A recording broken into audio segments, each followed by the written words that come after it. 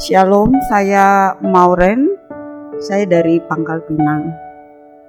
Saya bekerja di Yayasan Pendidikan Pembinaan Pangkal Pinang, yaitu sebuah lembaga pendidikan yang membawahi 3 unit jenjang pendidikan, yaitu unit TK, PAUD, SD, dan SMP.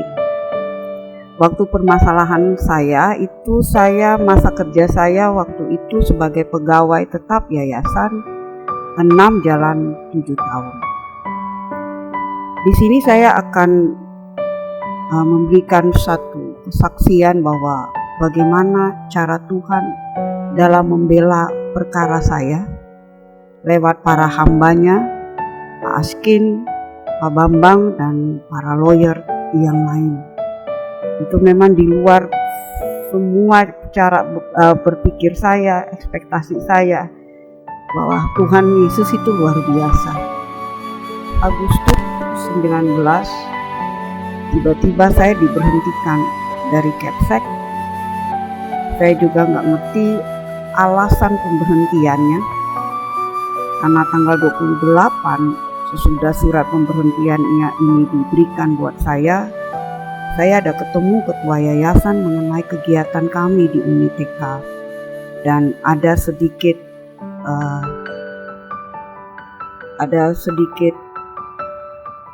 salah kepahaman tentang dana anggaran dari dana BOS itu untuk kegiatan kami yang wajib harus diikuti oleh seluruh TK di Pangkal Pinang. Dan tanggal 29 Agustus pemberhentian dari yayasan, untuk saya harus diberhentikan dari Capsec tanpa ada alasan, tanpa ada teguran SP1, SP2 maupun kondite kerja saya secara tertulis itu tidak ada. Dan dari situ saya tidak ada kejelasan untuk saya harus ditempatkan di mana. Haruskah kembali ke kantor admisi sebagai pegawai tetap atau di unit PAUD atau di unit yang lain.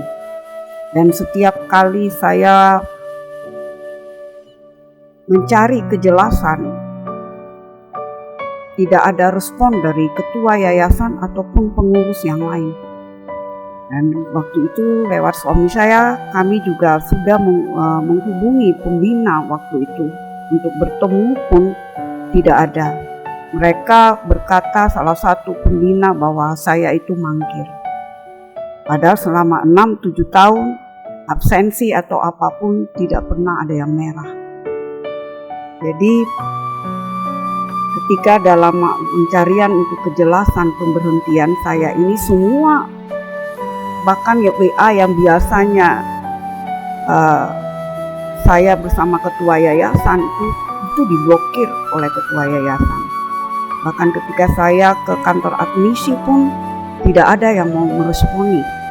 Jadi sepertinya mereka menunggu surat pengunduran diri saya. Dalam masa seperti itu saya juga bingung mau menghubungi siapa. Tapi Tuhan itu luar biasa. Dia hidup, dialah yang menjadi pembela saya dalam perkara ini lewat para hambanya. Jadi tanggal 30 Agustus, sebelum tanggal 30 ada acara KKR, yaitu dari Gereja Baptis Kalvari di Pangkal Pinang. Jadi ada KKR selama 2 hari. Dan waktu itu kami sudah dihubungi oleh Pak Pendeta Yeremia maupun Pak Agam, salah satu pengerja di Gereja Baptis Kalvari, manajer di Pasir Padi B, tempat lokasi KKR itu. Tapi karena waktu itu saya dalam permasalahan ini, akhirnya kami nggak datang. Ada kami volunteer, kami diminta untuk menjadi fasilitator dalam KKR itu. Dan hari kedua kami dihubungi lagi oleh Pak Pendeta Yeremia bersama Pak Agam untuk kami datang hari terakhir membantu untuk menjadi fasilitator. Dan saya bersama suami dan anak-anak kami berangkat, kami ikutin pelayanan dan dilayani oleh tim pelayanan dari Jakarta, Pak Askin bersama para hambanya.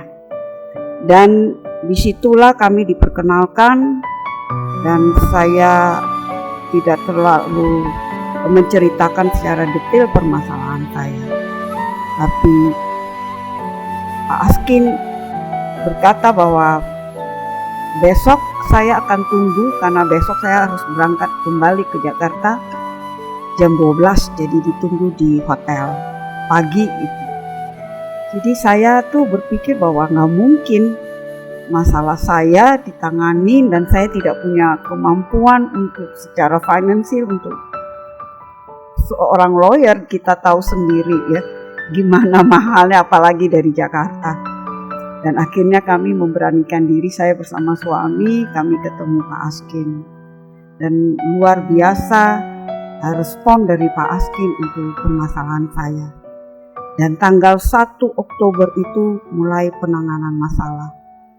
Itu luar biasa, dan masalah dengan yayasan mereka juga begitu kaget. Setelah akhir ini baru saya tahu, mereka juga kaget bahwa tidak pernah terjadi di Yayasan Pendidikan Pembinaan selama saya juga bekerja. Itu ada pengacara yang masuk untuk permasalahan pemberhentian secara sepihak, boleh dikatakan seperti itu, oleh Yayasan Pendidikan Pembinaan. Jadi Tuhan menyatakan pembelaannya lewat para hambanya, dan semuanya itu berakhir dengan luar biasa. Masuk di dalam dinas tenaga kerja, bagaimana cara penanganan masalah saya, seperti hak saya sepertinya dizolimi, status kejelasan pekerjaan saya juga tidak jelas. Tapi dari dinas itu begitu mereka respect nih, karena memang ini permasalahan sepihak sebetulnya.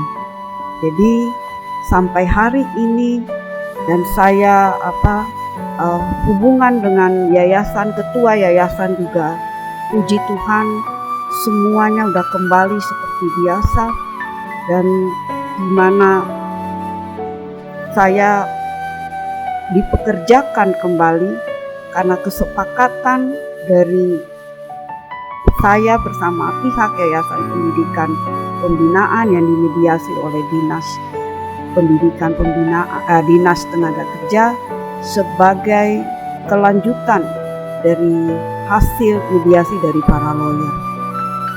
Terima kasih sebelumnya, karena Tuhan luar biasa, Dia tidak pernah meninggalkan anak-anak yang bermasalah, anak-anak yang terpuruk, anak-anak yang hopeless, karena Dialah beserta dengan kita. Dan terakhir, bahwa Tuhan itu luar biasa.